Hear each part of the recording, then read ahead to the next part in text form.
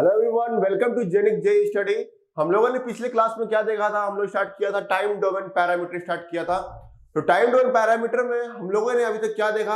Peak time का कैसे calculate करते हैं उसका एक्सप्रेशन देखा था। उसके बाद हम लोगों ने देखा मैक्सिमम पिक ओवरशूट देखा था। मैक्सिमम पिक ओवरशूट क्या होता है उसका मैंने डेफिनेशन अच्छे से बताया आपको।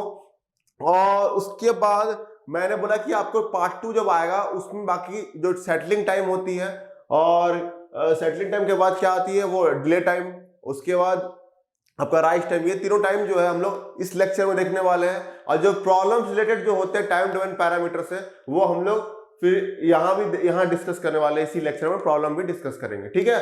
तो आप लोग उसको रिवाइज कीजिए। जो पहला 2 पार्ट मैंने बताया पिक टाइम और मैक्सिमम पिक ओवरशूट को आपको रिवाइज कीजिए। और उसके बाद ये इसको सेकंड पार्ट यहाँ स्टार्ट होगा उसका, तो आप यहाँ पे स्टार्ट कीजिए इसको। यहाँ थर्ड पार्ट, यहाँ थर्ड फोर्थ और फिफ्थ जो है सेटलिंग टाइम और राइज टाइम, इसको आप यहाँ से देख सकते हैं, ठीक है। तो हम लोग स्टार्ट करते हैं। मैंने वेबफॉर्म जो कल बताया था यही वेबफॉर्म था, फिर से वही वेबफॉर्म बनाएगा यहाँ पे, ठीक है ना। इसका जो स्टेडी स्टेट वैल्यू होता है वो दिया हुआ है सी इनफिनिटी इक्वल टू दिया हुआ है 1, ठीक है। तो यहाँ पे आपको मैंने ये कल बनाया था, आपको ध्यान में होगा कैसे बनता है। ये किसके लिए था? 0 से लेकर के जीटा 1 तक है, क्लियर है। तो यहाँ पे आपको सेटलिंग टाइम मैंने कल भी बताया था कि क्या होता है। सेटलिंग टाइम जो होता है वो यहां से लेकर के स्टार्ट होता है, टीएस से लेकर के जहां सेटल हुआ, जैसे यहां सेटल हुआ है तो यहां तक का जो टाइम होगा वही है टीएस, सेटलिंग टाइम। मतलब सबसे बड़ा टाइम यही होता है। जो टाइम पीरियड किसी भी सिस्टम को सेटल होने में लगता है उसी टाइम को बोलते हैं सेटलिंग टाइम। या तो फिर देखिए इसमें आप देखिए सेटलिंग टाइम में भी एक तो या तो ये होता है कि एग्जैक्टली जो डिजायर्ड वैल्यू है, जो स्टेडी स्टेट वैल्यू हमको रीच करना होता है, वहां तक एग्जैक्टली रीच नहीं कर पाता है। कभी कभी क्या होता है, एरर आ जाता है। देखिए कभी क्या होता है कि एग्जैक्टली ये इससे 1 एग्जैक्टली 1 हो जाता है। कभी क्या होगा, ये पता चला कि 0.98 में ही रुक गया, 0.98 में ही रुक गया। कभी पता चला 0.95 में ही सेटल हो गया। समझ रहे ना, मतलब ऐसे से ऑसिलेट करते करते करते जो स्टेडी स्टेट वैल्यू है वो रीच नहीं करके थोड़ा सा एरर दिखाया। मतलब एरर जो होता है वो एरर शो कर रहा है। मतलब यहाँ पे जैसे 0.98 है तो इसका एरर कितना हो जाएगा? 2% एरर है। 0.95 आएगा, मान लीजिए इसका स्टेडी स्टेट वैल्यू, मतलब कहने का मतलब ये है स्टेडी स्टेट वैल्यू जो होता है दैट इज इक्वल टू 1 है, क्लियर। अब यहाँ पे जब ये रेस्पॉन्स जो है ऑसिलेट कर रहा है, ऑसिलेट करते करते क्या हुआ, ये फाइनली जब सेटल हुआ उस समय उसका वैल्यू था 0.98। तो देख रहे हैं ना एरर मिला ना, जो फाइनल वैल्यू है एरर कितना का मिल रहा है, देख रहे हैं 0.02 का। मतलब कितना परसेंट हुआ एरर? 2% एरर हुआ, क्लियर है। तो ये जो एरर है इस पे कोई दिक्कत नहीं है, इसमें बताएंगा अब क्या है। या तो फिर यहाँ पे ये हो सकता है 0.95, तो यहाँ पे कितना का एरर दिख रहा है? 0.05, और इसका परसेंटेज में निकालेंगे तो 5% का एरर आएगा ना। तो यहाँ पे कहने का मतलब है कि जब ये ऑसिलेट करना स्टार्ट हुआ और उसका जब सेटल डाउन हुआ तो जरूरी नहीं कि 1 पे ही सेटल डाउन होगा। मेरा कहने का मतलब ये था कि 1 पे सेटल नहीं होगा, उसमें कुछ 2% से 5% तक एरर आ सकता है, 3% का भी हो सकता है, 4% का भी हो सकता है, 5% का भी एरर आ सकता है, क्लियर है। तो सेटलिंग टाइम को हम लोग डिफरेंट एरर बैंड के हिसाब से हम लोग डिफाइन करते हैं, डिफरेंट एरर बैंड के हिसाब से हम लोग डिफाइन करते हैं। तो सेटलिंग टाइम क्या होता है? Settling time time taken by the response, इसको आप नोट कीजिएगा, time taken by the response to reach its steady state value, to reach its steady state value और डिजायर्ड वैल्यू, और उसको क्या कह सकते हैं? Settled value at 2 to 5% error band, 2 to 5% से एरर बैंड में सेटल होता है, तो उसी टाइम को बोलते हैं सेटलिंग टाइम, ठीक है। यहाँ पे एरर बैंड जो होता है क्या होता है? एरर बैंड का रेंज जो है, एरर बैंड बोले तो कितना एरर है, कितना परसेंट का एरर है? 2%, 3%, 4% एंड 5%। ये 4 बैंड का हो सकता है एरर, ठीक है। 2%, 3%, 4% एंड 5%, ठीक है।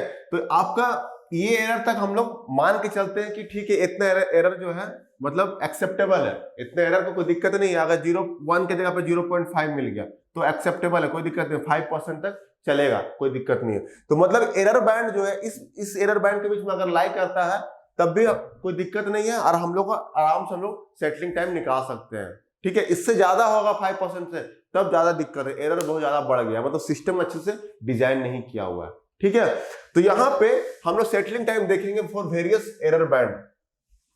तो वेरियस एरर बैंड का देखेंगे, तो जैसे एरर बैंड जो है मोस्टली जो एग्जाम में आता है वो 2% एंड 5% का आता है, तो हम 2% का देखेंगे एरर बैंड जो है, जो आता है एग्जाम वही बता रहा हूं मैं, ज्यादा एक्स्ट्रा नहीं बताना है। एरर बैंड अगर 2% हुआ और यहां पे जीटा का वैल्यू 0 से 1 है और एक लिख रहे हैं जीटा का वैल्यू ग्रेटर देन 1 है, तो क्या क्या चेंजेस आएगा ये देखिए। उसका फॉर्मूला में क्या आएगा, देखिए इसका फॉर्मूला जो होता है 4 टाउ होता है। टाउ बोले तो यहाँ पे क्या है, टाइम कांस्टेंट, जो मैं ऑलरेडी बता चुका हूं। 5% के केस में भी इसका होता है 3 टाउ।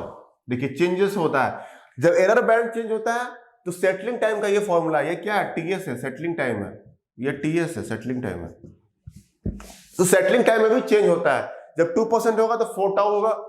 किस केस में, 0 से लेकर के 1 में, और इसमें भी सेम ही रहता है, बस इसमें टाउ का वैल्यू चेंज होता है। इसमें क्या होता है, टाउ का वैल्यू चेंज होता है। यहाँ 5% में क्या हो जाता है, 3 टाउ हो जाता है, तो ये टाइम है, ठीक है। अब ये 3 टाउ है तो इसका भी टाइम परसेंट, यहाँ पे टीएस जो है 3 टाउ होगा। क्लियर है। अब हम लोग ये भी जाने थे, जब इस रेंज में, अगर इस रेंज में 0 से लेकर के जीटा का वैल्यू 1 तक लाई करता है, तो टाउ का वैल्यू क्या होता है उस केस में, टाउ का वैल्यू होता है क्या, 1 बाई जीटा ओमेगा एन, यही होता है ना, क्योंकि टाउ का याद है प्रोपोर्शनल टू इक्वल टू क्या होता है, 1 बाई अल्फा होता था, और अल्फा का वैल्यू जीटा ओमेगा, सब मैंने बताया हुआ, ऐसा नहीं कि आपको नहीं लगना चाहिए कि सर क्या बता रहे हैं, ठीक है। तो इस टाउ का वैल्यू क्या होता है, 1 बाई जीटा ओमेगा एन, इसको आप यहाँ पे पुट कर सकते हैं 4 बाई जीटा ओमेगा एन। उसी तरह यहां भी क्या हो जाएगा, 3 जीटा ओमेगा एन। तो यहां पे सेटलिंग टाइम जो है किस पे डिपेंड कर रहा है, एरर बैंड पे डिपेंड कर रहा है। जैसा जैसा एरर बैंड है, मतलब मोस्टली 2 इंपॉर्टेंट है, 3% भी है, 4% भी होता है, लेकिन जो एग्जाम में आता है वो 2% और 5% आ सकता है। और बाय डिफॉल्ट अगर एग्जाम में मेंशन किया हुआ नहीं है, इसको भी नोट कर लीजिए आप, एग्जाम में अगर मेंशन किया हुआ नहीं है, इसको नोट कीजिएगा स्टार देकर, बाय डिफॉल्ट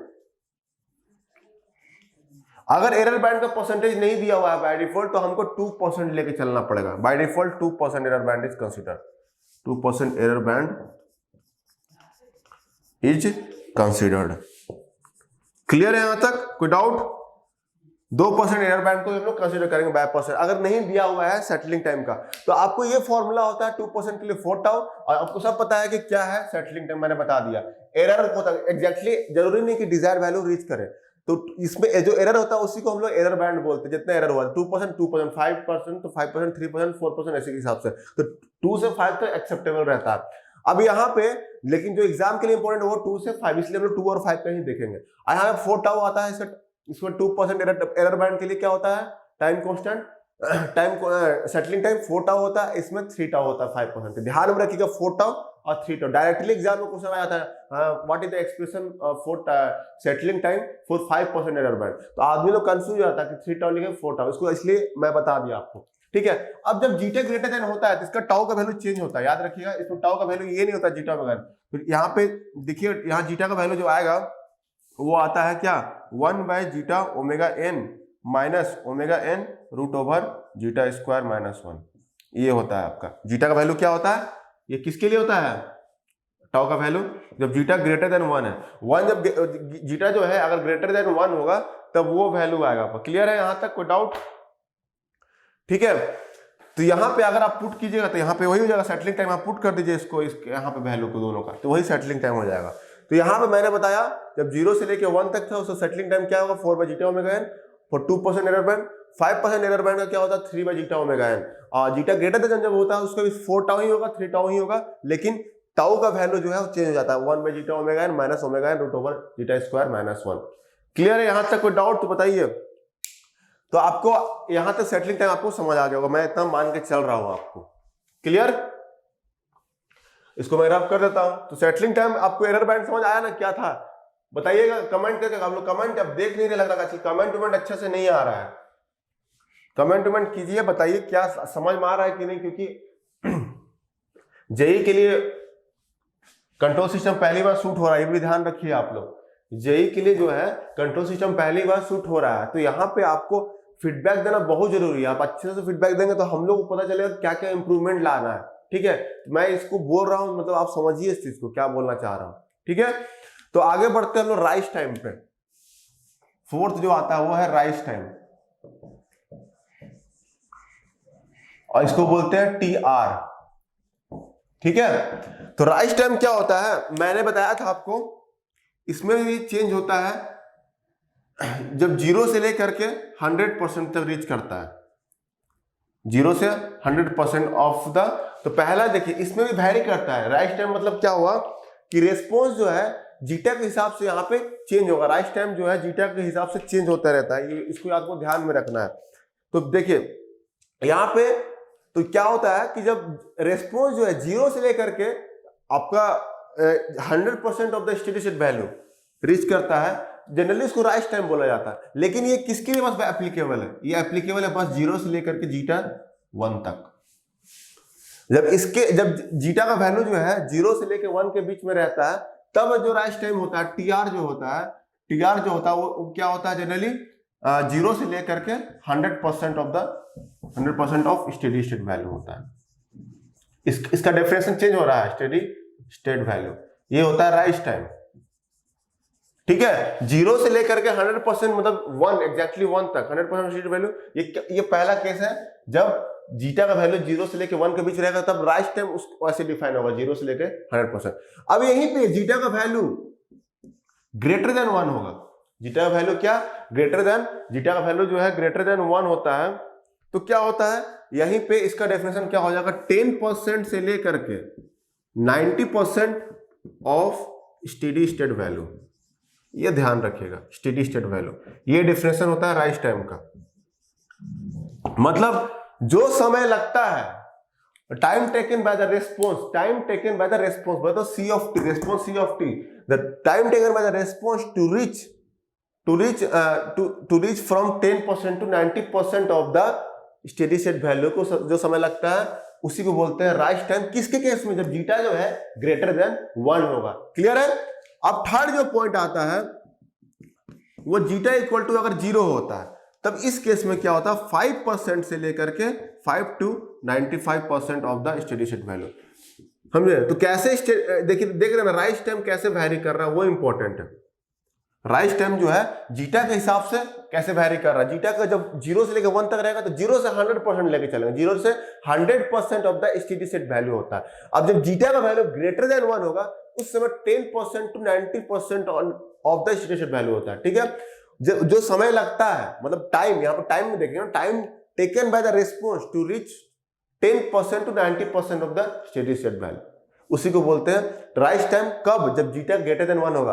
और जब जीटा इक्वल टू 0 होगा तो time taken by the response to reach 5% to 95% of steady state value is known as rise time. तो मैंने आपको बता दिया कि राइज टाइम कब कब कैसे होता है, जब जीटा का वैल्यू कैसे क्या वैरी करेंगे तो कितना कितना आएगा। क्लियर यहां तक। अब इसका अगर हम लोग जनरल फॉर्मूला देखें, जनरल फॉर्मूला अगर हम लोग देखने वाले हैं इसका, तो क्या होगा, तो टी आर इक्वल टू क्या होता है, t r is equal to pi minus theta by omega d. ये फॉर्मूला होता है जनरल फॉर्मूला, ये अप्लाई कर सकते हैं आप। टी आर इक्वल टू क्या हो गया, पाई minus theta by omega d, ये होता है इन सेकेंड तो यूनिट हो गया। ये होता था आपका राइज टाइम का फॉर्मूला। तो पाई क्या हो गया, थीटा जान ही रहे हैं, एंगल ऑफ इंक्लाइनेशन समझ में आ रहा है ना, एंगल ऑफ इंक्लाइनेशन ये पता होगा आपको। और ये क्या होता है, cos theta equal to zeta के बराबर होता है, तो थीटा वहां से निकल जाएगा कॉस इनवर्स। और ओमेगा डी आपको पता है डैम्पिंग फ्रीक्वेंसी। ठीक है, तो इतना आपको नोट करना है। जो इंपॉर्टेंट है मैं वही बता रहा हूं कि रेंज क्या क्या लाई करेगा, एग्जाम में डायरेक्टली पूछ सकता है what is the definition for rise time for zeta greater then 1। तो आपको अगर ये ध्यान में है तो गलत ना हो जाएगा, 10 to 90% होता है, इसलिए मैं यहां लिखवा दे रहा हूं। क्लियर यहां तक। अब जो लास्ट है यहां पे टाइम डोमेन पैरामीटर, वो आता है क्या, डिले टाइम। डिले टाइम जो है वो लास्ट यहां पे है। डिले टाइम जो होता है वो क्या है, देखिए डिले टाइम क्या है,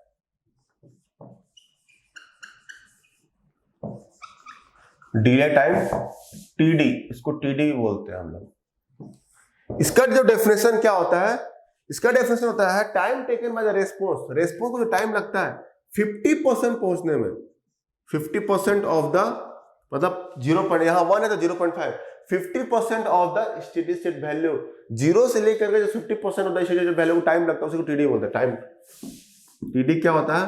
टाइम टेकन। समझ में आ रहा ना? Time taken to reach 0 to 50% of steady state value. अरे यार 0 to 50% of steady state value.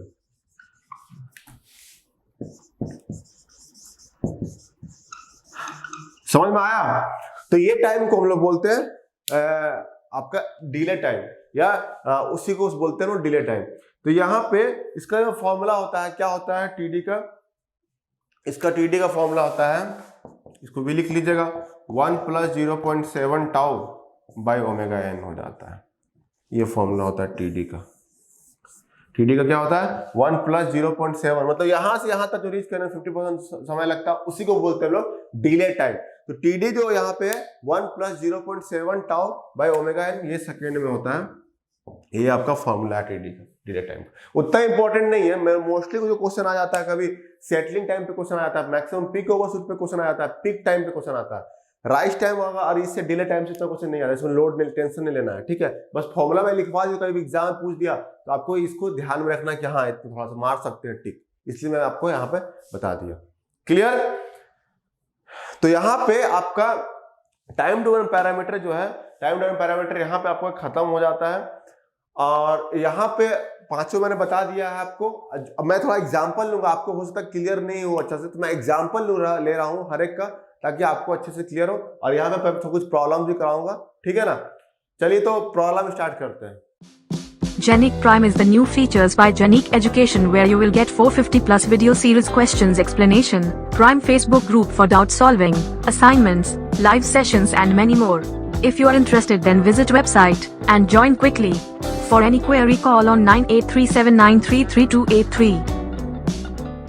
देखिए मैंने एक एग्जांपल लिया यहाँ पे, इस पे आपको फाइंड करना है, फाइंड मैक्सिमम। ये एमपीओ का मतलब होता है मैक्सिमम पिक ओवरशूट, और एमपीयू का मतलब होता है मैक्सिमम पिक अंडरशूट। तो मैंने कल अंडरशूट के बारे में नहीं बताया था, लेकिन मैं इस एग्जांपल से आपको क्लियर कर दूंगा, कोई चेंजेस नहीं है दोनों के बीच में। तो ये क्या होता है? ये होता है ओवरशूट, ठीक है, और ये जो होता है ये होता है अंडरशूट। तो आपको जो निकालना है मैक्सिमम पिक ओवरशूट, तो मैक्सिमम पिक ओवरशूट से ही पता चल रहा है कि हमको ओवरशूट को कंसीडर करना है, ठीक है। तो कल जो फॉर्मूला मैंने लिखाया था आपको, मैक्सिमम पिक ओवरशूट का क्या फॉर्मूला लिखाया था, याद कीजिए आप लोग। जो पिक वैल्यू होता है यहां पे, ठीक है, तो यहां पे CTP जो पिक वैल्यू वहां पे minus C infinity divided by C infinity, यही तो होता है। C इंफिनिटी क्या है? यही तो स्टेडी स्टेट वैल्यू है ना, जो 1 है वही स्टेडी स्टेट वैल्यू है। तो यहां पे आप पुट कर दीजिए, मतलब यहां पे CTPO कर दीजिए। O इसलिए मतलब ओवरशूट की बात कर रहे हैं, O का मतलब CTP का मतलब ओवरशूट का बात करेंगे। तो यहां पे जो वैल्यू है वो क्या दिख रहा है आपको? 1.25। तो यहां पे क्या कर दीजिए? 1.25 लिख दीजिए, माइनस C इंफिनिटी वैल्यू क्या है? 1 है, तो 1 कर दीजिए यहां पे, डिवाइडेड बाय C इंफिनिटी क्या है? 1 है, तो यहां पे 1 हो जाएगा। इसका वैल्यू क्या हो जाएगा? 0.25। ये आया कि नहीं? ये मैक्सिमम पिक ओवरशूट है। अगर परसेंटेज पूछता है इसका, परसेंटेज मैक्सिमम ओवरशूट, तो बस 100 से इसको मल्टीप्लाई कर दीजिए, तो आया कितना? 25% आ गया। तो कितना आ गया? मैक्सिमम पिक ओवर 0.25, और उसका परसेंटेज में क्या हो जाएगा? 25% आ गया मैक्सिमम ओवरशूट। तो मैं अगर यहाँ पे बात कर रहा हूं ओवरशूट का, तो हमको ओवरशूट लेना है, जो ऊपर वाला होता है कितना एक्सीड कर रहा है, यही ना कल बताया था, जो स्टेडी स्टेट से कितना एक्सीड कर रहा है उसी को बोलते हैं हम लोग ओवरशूट। और स्टेडी स्टेट से जितना डिक्रीज कर रहा है, मतलब नीचे कर रहा है, मतलब डाउन हो रहा है, उसको बोलते हैं अंडरशूट। जितना डाउन हुआ इसको अंडरशूट। अब इसी अगर आपसे पूछता, कल ये मैं ये इसके बारे में नहीं बताया था, एमपीयू के बारे में, मैक्सिमम पिक अंडरशूट। ये क्या है? मैक्सिमम पिक अंडरशूट, याद लिख लीजिएगा, भूल जाइएगा तो मैक्सिमम पिक अंडरशूट। इसी का फॉर्मूला जो होता है सेम रहता है, लेकिन यहां पे अब जब इसका बात करेंगे तो इसमें क्या स्टेडी स्टेट जो है बड़ा दिख रहा है कि नहीं? ये वैल्यू बड़ा दिख रहा है, तो यहां पे पहले आ जाएगा C इंफिनिटी, पहले आ जाएगा, माइनस कुछ नहीं करना है CTPU का मतलब इस पार्टिकुलर टाइम पे, इसका मतलब ये था TPO मतलब पिक टाइम फॉर ओवरशूट, और ये इसका मतलब हो गया क्या, TPU, इसका मतलब हो गया पिक टाइम फॉर अंडरशूट। मैंने कल पिक टाइम में सब चीज क्लियर किया था। अब यहाँ पर C इंफिनिटी हो जाएगा। कंपेयर करना, नॉर्मलाइज डिफरेंस होता है, डायरेक्टली डिफरेंस होता है, नॉर्मलाइज डिफरेंस ये होता है, मैंने कल बताया था। अब यही बस पुट कर दीजिए, C इंफिनिटी का वैल्यू 1 है माइनस, और C TPU का मतलब यहाँ पे क्या है, अंडरशूट का 0.5, C मतलब रेस्पॉन्स, तो रेस्पॉन्स का वैल्यू कितना है अंडरशूट पे 0.5, तो 0.5 पुट कर दीजिए बाई 1 हो जाएगा। तो आंसर कितना आएगा बताइए, 0.5 आ गया। तो परसेंटेज MPU कितना हो जाएगा, 0.5 into 100 that is equal to 50% आ गया आपका। 50% इसका मैक्सिमम पिक अंडरशूट, और इसका मैक्सिमम पिक ओवरशूट 25%। तो ऐसे आपको मैक्सिमम पिक ओवरशूट कैलकुलेट करना है। फॉर्मूला वाला यूज करेंगे, जो फॉर्मूला ये भी याद रखिएगा, नहीं तो अगर ग्राफ आपको अगर निकालना, मैं बताना चाह रहा हूँ, अगर ग्राफ दिया हुआ है और आपको पूछ देता है कि मैक्सिमम पिक ओवरशूट क्या होगा, मैक्सिमम पिक अंडरशूट क्या होगा, तो ऐसे आपको करना है। क्लियर है? वो तो फॉर्मूला एक होता ही है मैक्सिमम पिक ओवरशूट का, e⁻ zeta pi divided by √1 - zeta square. ये तो है ही, ये फॉर्मूला यूज करेंगे जब हमको ट्रांसफर फंक्शन दिया रहेगा, उसका भी प्रॉब्लम करेंगे एक बार। तो ये समझ आया आपको, अच्छे समझा दिया। मैं अंडरशूट का इसलिए एग्जांपल लिया क्योंकि कल मैंने इसका फॉर्मूला आपको नहीं बताया था, तो आज इसको नोट कर लीजिए अच्छे से। चलिए यहाँ क्वेश्चन हम लोग देखते हैं। 2 क्वेश्चन हम लोगों ने, मैंने लिख चुका है, एक इधर लिखा है, एक इधर लिखा है।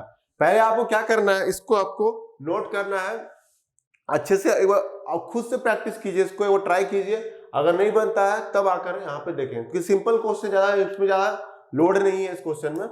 ठीक है, तो पहला क्या इसमें पढ़ते हैं, पहला क्वेश्चन जो है बोला क्या रहा है, for a second order system natural frequency of oscillation is 10 radian पर सेकंड। नेचुरल फ्रीक्वेंसी मतलब ओमेगा एन, वही तो होता था नेचुरल फ्रीक्वेंसी, तो ओमेगा एन दिया हुआ है 10 रेडियन पर second, and damping ratio is 0.1। Damping ratio बोले तो जीटा, सारा जी क्लियर है, 0.1। What is the settling time for 2% tolerance band. Tolerance band बोले तो वही एरर ही बैंड होता है, सही समझ रहे ना।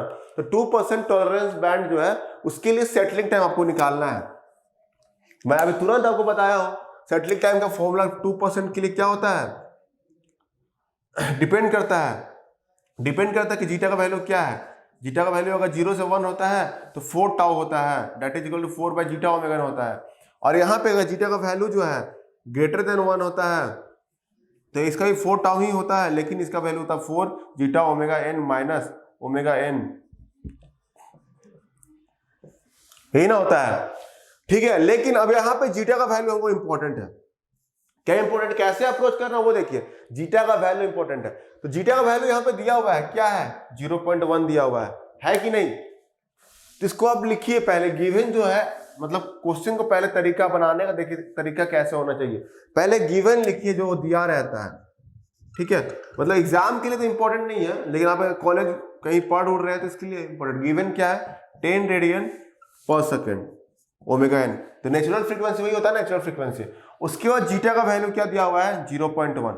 क्लियर।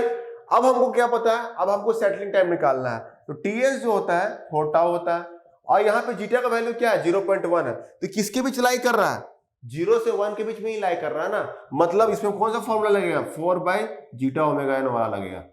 क्लियर, क्योंकि यहाँ पे ग्रेटर देन 1 नहीं है ये, तो बस वैल्यू पुट कर दीजिए, आंसर आ जाएगा। 4 बाई जीटा का वैल्यू क्या दिया हुआ है 0.1 दिया हुआ है, इंटू 10 दिया हुआ है, ये इधर ऊपर जाएगा 4 सेकेंड आ गया।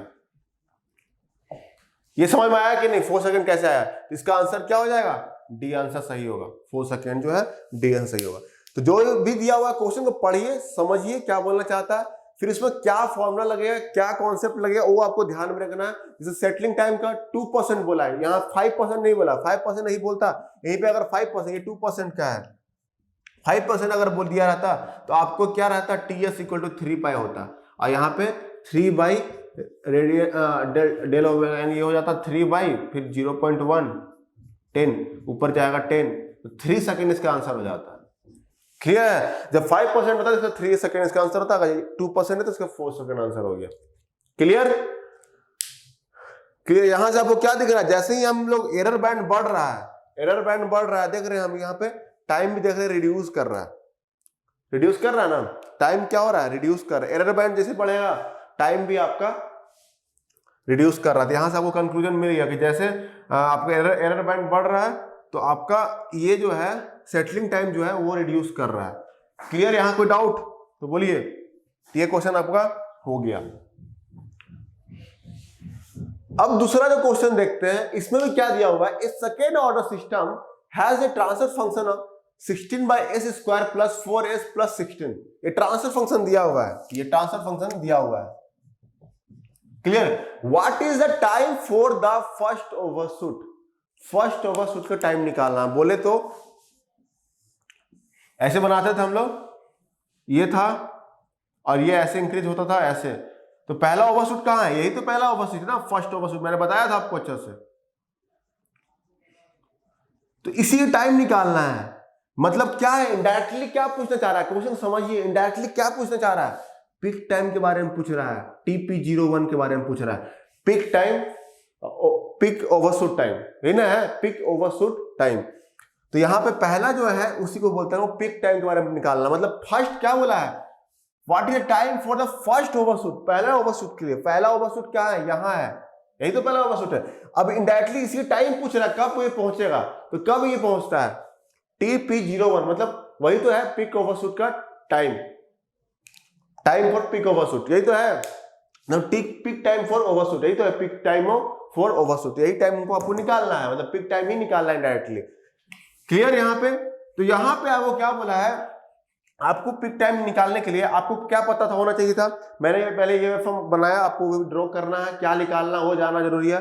उसके बाद आपको फॉर्मूला पता होना चाहिए। पिक टाइम का फॉर्मूला क्या था आपको बताया था, n π/ω_d था, यही था ना, n π/ω_d था।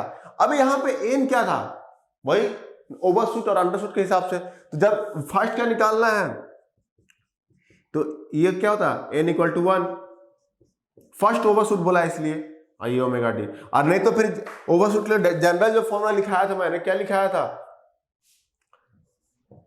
ओवरशूट के लिए, ओवरशूट के लिए तो ये क्या 2m-1 × π/ω_d, यही लिखाया था ना फॉर ओवरशूट के लिए ही था। और अंडरशूट के लिए क्या लिखाया था, याद कीजिए 2m π/ω_d। मतलब जो भी ऑड मल्टीपल होते थे वो किसको रिप्रेजेंट करते थे, ओवरशूट को। और जो इवन मल्टीपल ऑफ पाई था वो किसको रिप्रेजेंट करता है, अंडरशूट को रिप्रेजेंट करता है। तो ये आपको ध्यान में होना चाहिए। ये जनरल था, इसी से दोनों आया था यहाँ पे। क्लियर?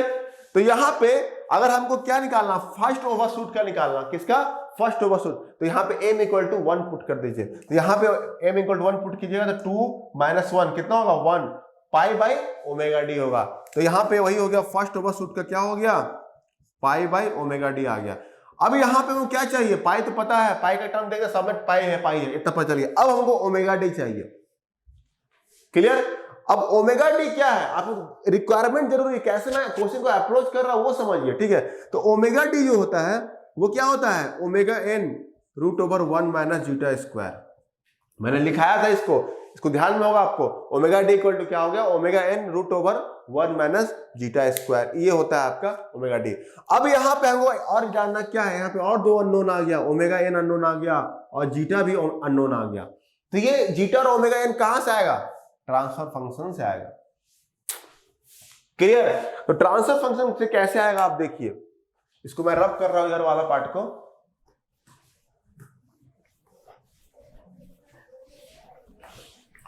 ठीक है? तो मैं आपको क्या निकालना था, ω(d) निकालना है। तो ट्रांसफर फंक्शन जो दिया हुआ है वो क्या दिया हुआ है, यहां देखिए 16/s² + 4s + 16, यही तो दिया हुआ है ना। अब इसको कंपेयर कीजिए, जो स्टैंडर्ड जो लिखा हुआ था ये क्या था, ω(n)² / s² + 2 ζωnS + ω(n)²। यही तो लिखाया था ना मैंने, स्टैंडर्ड सेकेंड ऑर्डर सिस्टम का जो ट्रांसफर फंक्शन होता है। अब यहाँ पे आपको कंपेयर करना है, आपको क्योंकि ω_d निकालना था, फाइनली यही तो निकालना था ना, पिक टाइम = क्या निकालना था, π/ω_d ही निकालना था। और ω_d = क्या था ये बताइए, ω(n)/1 - ζ²। तो यहाँ हमको ω(n) चाहिए और ζ चाहिए, तब ω_d मिलेगा। क्लियर? अब यहां से कंपेयर कीजिए, इस दोनों से आपको कंपेयर करना होगा। तो ω(n)² = क्या दिख रहा है, 16। तो ω(n)² = 16 कर दीजिए। तो ओमेगा एन का वैल्यू क्या आ जाएगा, 4 आ जाएगा, आएगा ना 4 रेडियन पर सेकेंड, क्योंकि नेगेटिव वैल्यू हम नहीं लेते, कभी फ्रीक्वेंसी नेगेटिव में होता है, टाइम भी कभी नेगेटिव में होता। ठीक है, तो omega n equal to 4 radian per second आया। अब जीटा का जो वैल्यू है वो कैसे कैलकुलेट होगा, देखिए ये यहां पे देखिए 2 जीटा ओमेगा एन, और इसका जो एस का जो कोफिशिएंट है, एस का जो कोफिशिएंट है यहां 4 है और यहां पे 2 जीटा ओमेगा एन है, तो 2 zeta omega n is equal to 4 आ गया। ठीक है, तो यहां पे जीटा इक्वल टू क्या आ गया, 4/2 इंटू ओमेगा एन, यही आएगा ना।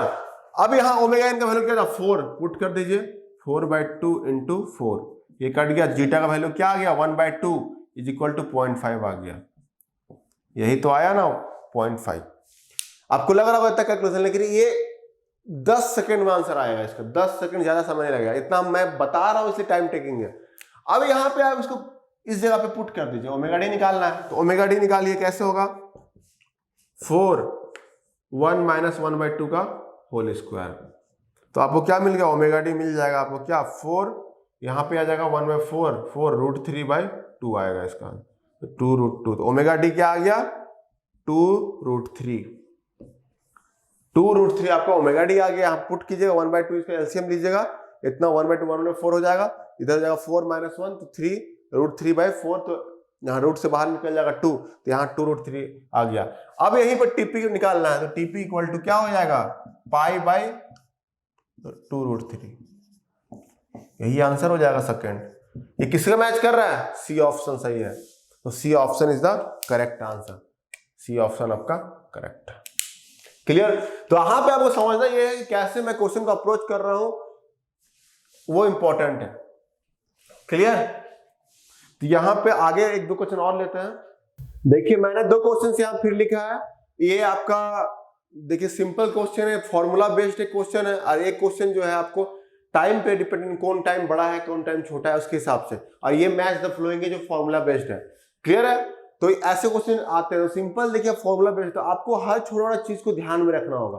क्लियर है ना, जैसे पहला क्वेश्चन पढ़ते हैं, इसमें क्या बोला है, कंसीडर द फॉलोइंग, इसको कंसीडर कीजिए। बोल रहा है क्या, पहला rise time, second settling time, third delay time, और फोर्थ जो है पिक टाइम दिया हुआ है। क्लियर, तो बोल रहा what is the current sequence of the time of A second order system in the ascending order. यहां पे असेंडिंग ऑर्डर में इसको अरेंज करना है, अरेंज करना है, तो असेंडिंग ऑर्डर जानना इंपॉर्टेंट है। असेंडिंग ऑर्डर का मतलब क्या होता है, मतलब छोटा से बड़ा, सबसे छोटा जब सबसे पहले आएगा, फिर सबसे उसके बाद उससे बड़ा वाला, उसके बाद उससे बड़ा, मतलब ऐसे अरेंज करना है, ये छोटा, फिर करने का मतलब ऐसे, फिर ऐसे, फिर ऐसे, फिर ऐसे, ऐसे ऐसे अरेंज करना है, मतलब छोटा से बड़ा तक। समझ में आया, तो आपको ऐसे अरेंज करना है, मतलब जो सबसे छोटा टाइम होगा वो पहले आएगा, जो उससे बड़ा होगा उसके बाद आएगा, फिर उससे बड़ा होगा उसके बाद आएगा। समझ रहे ना, वैसे करना।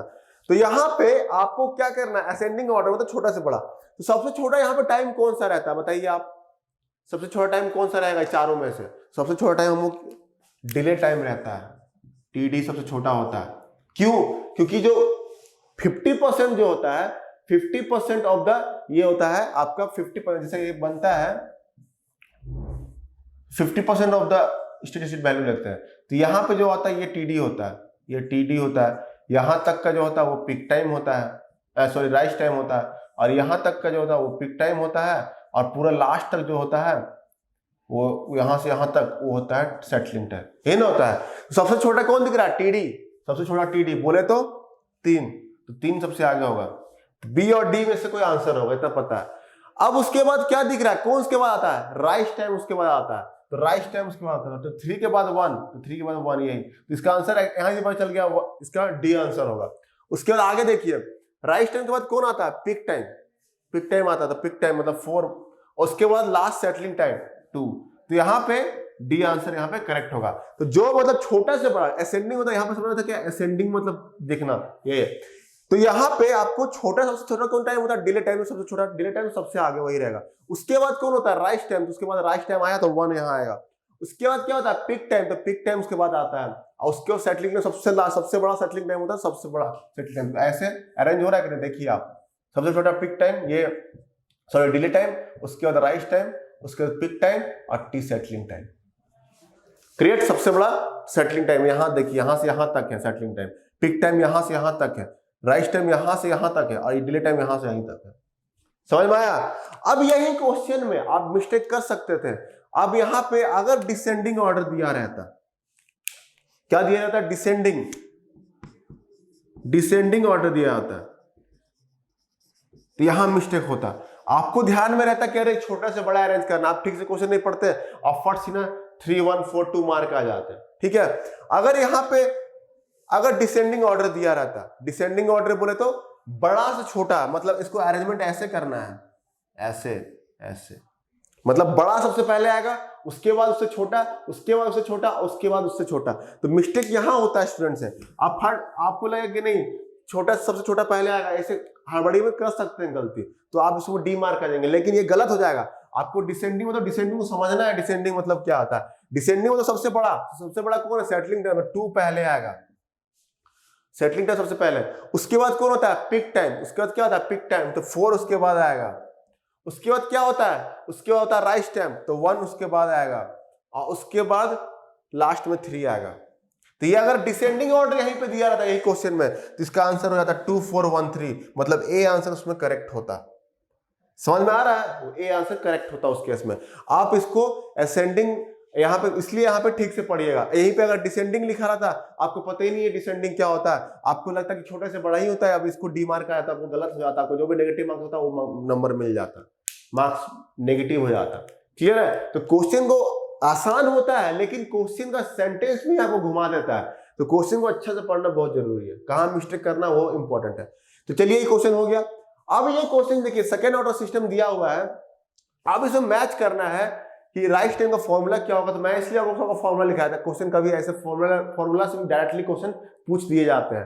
ठीक है, तो राइज टाइम क्या होता है, मैं आपको बताया था राइज टाइम क्या होता है, उसका फॉर्मूला क्या होता है, pi minus theta by omega d. यही होता है ना formula, pi minus theta by omega d. और थीटा ओमेगा डी का वैल्यू तो जानते ही है क्या होता है, omega n root over 1 minus zeta square होता है ओमेगा डी का वैल्यू। और थीटा का क्या होता है, कॉस इनवर्स जीटा होता है। क्लियर?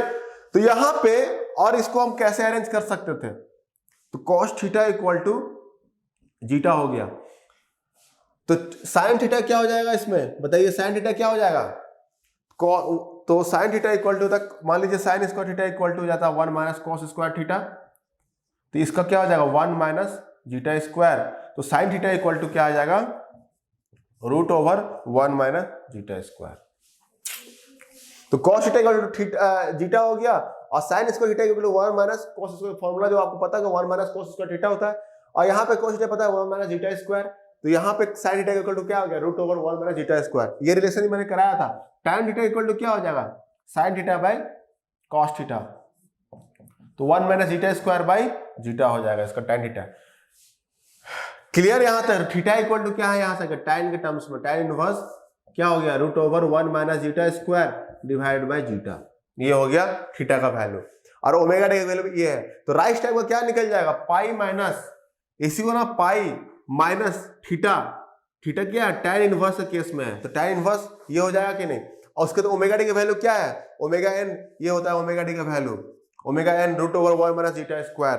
तो ये मैं क्यों निकाला इतना लंबा, क्योंकि यहाँ पे हम मैं देखा ऑप्शंस, आपको ऑप्शन से ऑपरेट करना है। यहाँ पे देख रहा है कि कहीं कॉस और साइन का टर्म दिख रहा है, नहीं दिख रहा है, tan का टर्म आ गया, तो tan के टर्म्स में हमको निकालना पड़ेगा।